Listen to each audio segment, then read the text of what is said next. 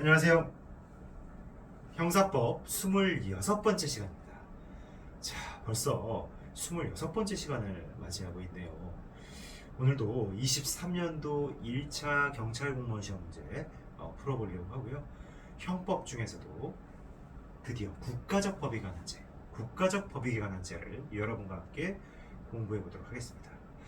지난 시간까지는 사회적 법익에 관한 죄에 대한 문제였고 상당히 어려운 문제가 많이 출제되었고 실제로 아마 그 사회적 법익에 관한 죄에서의 오답, 정답 여기서 아마 당락이 좀 결정되지 않았을까 그런 생각이 많이 듭니다. 그만큼 사회적 법에 관한 죄는 상당히 까다롭게 출제되었고 우리가 좀 문서에 관한 죄를 빼고는 약간 등한시하는 그런 경향이 있는데 대단히 꼼꼼하게 판례를 하나하나 잘 정리를 해두셔야 될 것 같아요. 아시겠습니까? 자, 국가적 법에 관한 죄 경찰 공무원 시험에서는 굉장히 중요합니다. 공무집행방해죄 관련된 문제들도 많이 나오고 또 뇌물죄 관련된 문제도 나오고 경찰과 관련된 범죄 행위잖아요. 그래서 굉장히 중요하고 난이도가 높습니다. 여러분들께서 꼼꼼하게 정리를 해두실 필요가 있겠습니다. 자, 오늘 문제는 그렇게 어려운 문제가 아닙니다. 오늘 문제는 항시 시험에 출제됐던 부분이고 판례도 그렇게 어렵게 구성된 판례가 아닙니다.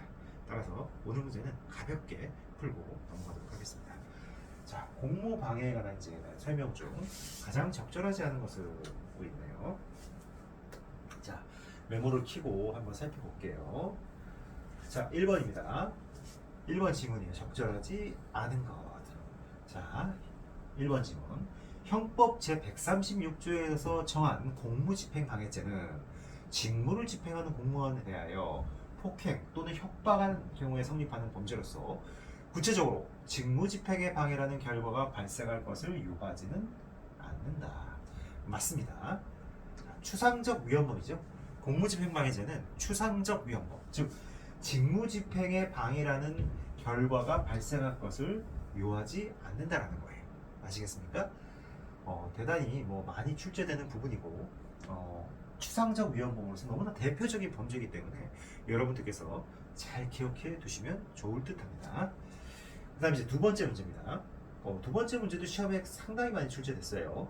공용서류 등 무효죄의 공무소에서 사용하는 서류, 기타 전자기록에는 공문서로서의 효력이 생기기 이전의 서류, 즉 완성된 공문서뿐만이 아니라 정식의 접수 및 결제 절차를 거치지 않은 기한 문서 같은 것들, 상신 과정에서 반려된 문서 이런 것들도 모두 포함된다는 거예요. 이것도 암기할 수밖에 없는 부분입니다. 따라서 이 공용서류 등 무효죄에서 이 공용서류의 개념 요거에 대한 문제입니다. 1번, 2번 굉장히 많이 출제되는 것이고 그렇게 어려운 문제가 아닙니다. 3번 지문입니다. 3번 지문도 소변 사건이죠. 소변 사건. 위계에 의한 공무집행방해죄에서 위계에 해당된다라는 판례의 가장 대표적인 판례예요. 이 판례 모르는 거는 공부 안 했다는 겁니다. 정말 너무 중요한 판례이기 때문이에요, 여러분. 자, 타인의 소변을 마치 자신의 소변인 것처럼 수사기관에 건네주어 필로폰 음성 반응이 나오게 한 경우 수사기관의 착오를 이용하여 적극적으로 피의 사실에 관한 증거를 조작한 것이므로 위계에 의한 공무집행방해죄를 구성한다. 맞습니다. 이거 뭐죠? 소변 사건. 소변.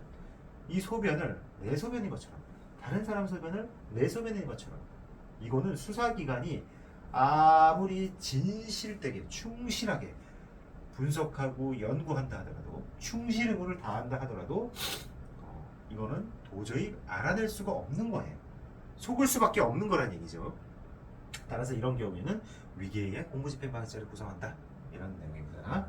너무나 중요한 부분이기 때문에 이거는 다 기억을 잘 해두시면 좋을 것 같아요. 그 다음 네 번째. 자, 이렇게 다 맞았기 때문에 자동적으로 이게 틀린 지문이 되는 거죠. 이렇게 상대적 소거법을 통해서 4번 선택하고 그냥 가셔도 됩니다. 이거는. 다만 4번 이 지문은 조금 어렵습니다.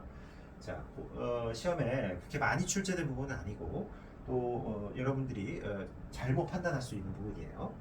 공무상 표시 무효죄는 공무원이 그 직무에 관하여 실시한 봉인 또는 압류, 기타 강제 처분의 표시를 적극적으로 손상, 은닉하거나 기타 방법으로 그 효용을 해하는 것을 요건으로 하므로 부작위에 의한 방법으로 공무상 표시 무효죄를 범할 수는 없다 이렇게 돼 있어요.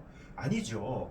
공무상 표시 무효죄에서 이런 어떤 그 공무상의 어떤 표식들을 원형 보존대로 원형 그대로 보존해야 될 어떤 의무가 있는 사람이 이거를 그대로 방치하고 이거를 손괴가 아니죠. 손상 은닉하는 걸 그대로 바라보고 전혀 저지하지 않았을 경우에는 자기 의무가 부여된 사람이 그랬을 경우는 당연히 부작위에 공무상 표시무효죄가 성립된다는 겁니다.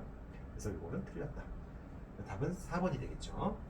그래서 쭉 내려가시면 뭐 1번 결과 발생을 요하지 않는다. 추상적 위헌권이고, 그다음 2번 미완성의 문서라도 영향이 없다. 그다음에 소변, 위계 이렇게 되는 것이고, 네 번째는 압류라고 하는 어떤 처분이 이루어진 골프장 시설 보관하는 대표이사가 자기 의무가 있는 사람이죠. 이 압류 시설의 사용 및 봉인의 훼손을 방지할 수 있는 적절한 조치 없이 골프장을 그냥 개장해 버린 거예요. 그래서 봉인이 훼손되게 한 경우에는 부작위한 공무상 표시무효죄가 성립한다. 이런 판례입니다.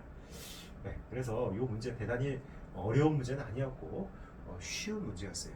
하지만 여러분들 대표적인 판례들이 열거되어 있는 만큼 정확하게 기억하고 암기하고 내 것으로 만드시기 바랍니다.